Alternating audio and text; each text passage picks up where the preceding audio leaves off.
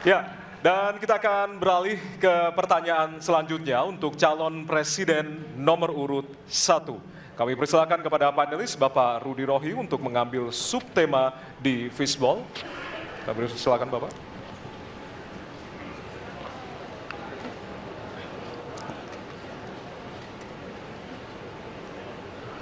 Diperlihatkan kepada kami semua, Bapak. Apa?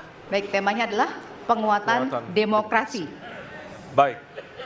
Baik, selanjutnya kepada panelis Ibu Susi Dwi Haryanti untuk mengambil pertanyaan dari Fishball.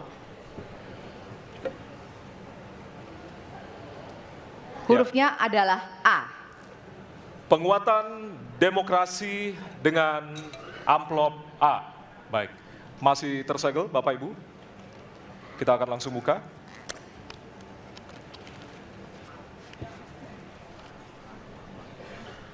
Salah satu pilar penting demokrasi adalah partai politik. Namun kepercayaan publik terhadap partai politik di Indonesia selalu rendah.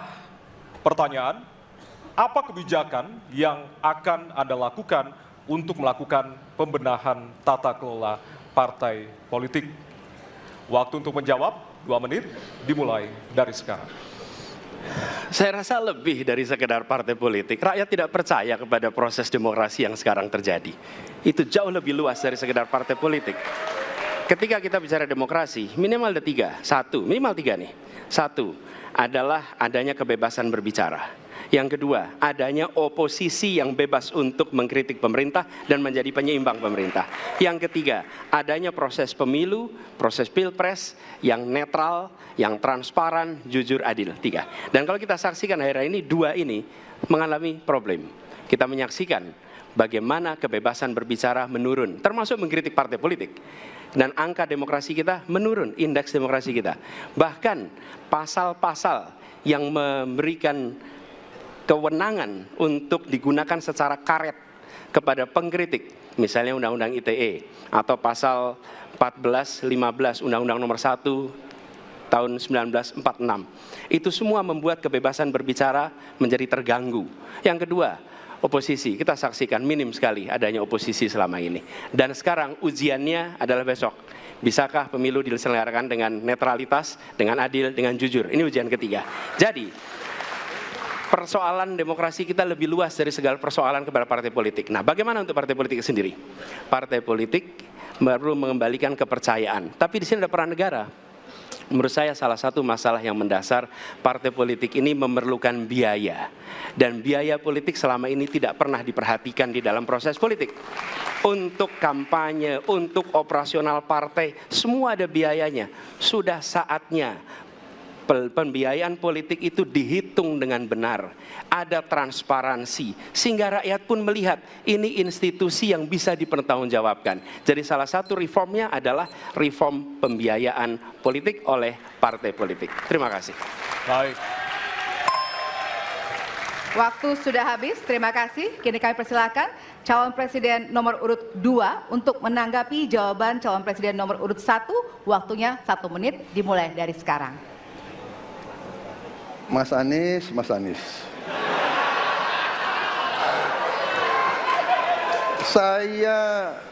Saya berpendapat Mas Anies ini agak berlebihan.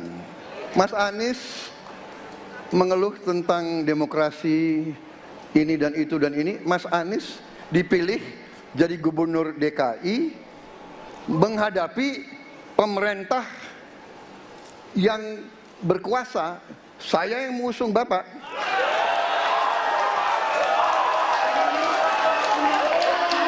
Kalau demokrasi kita tidak berjalan, tidak mungkin Anda jadi gubernur.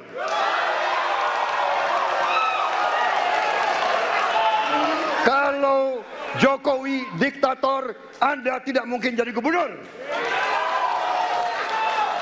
Saya waktu itu oposisi, Mas Anies. Anda ke rumah saya, kita oposisi, Anda terpilih. Waktu habis, Bapak. Harap tenang, Bapak Prabowo. Baik, para pendukung, kami mohon untuk tenang, para pendukung. Para pendukung, Baik. harap tenang. Kita akan lanjutkan dialog kita. Harap tenang. Hadirin harap tenang. Kami sampaikan kembali, hadirin harap tenang. Apabila tidak tenang, maka debat tidak dapat dilanjutkan. Ya, kami mohon kerjasamanya kepada para hadirin yang berada di halaman gedung KPU untuk bisa menaati aturan yang telah kita sepakati bersama.